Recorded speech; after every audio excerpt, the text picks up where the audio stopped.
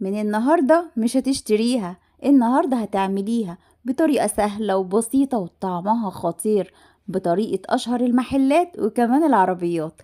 هاتي بقى فلفل رومي، ابدأي كده قطعيه سلايس اللي هو شرايح رفيعة.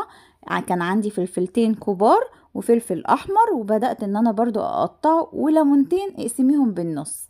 نركن بقى الكلام ده على جنب. هاتي حلة وسيبيها، لو فيها مية سيبيها تنشف، وشوية زيت. وانا كان عندي القلوب والكلاوي الجزار حاطط لي فيها حتة ليا، بدأت اشوحهم على النار لحد ما بدأوا يغيروا لونهم كده وبدخلوا في السوا. واول ما يخشوا في السوا هنزل على طول بالكبدة العصافيري برضو متقطعة شرايح رفيعة، واول ما تغير لون هركنها على جنب خالص. هاتي بقى طاستك الجميلة كده ومعلقة زبدة وخلطة التوم الخطيرة اللي احنا بنخزنها مع بعض، بهارات كبدة وشوية كزبرة وملح وفلفل اسمر، وانزلي بقى بالكبدة بتاعتنا، هتاخدي احلى تيست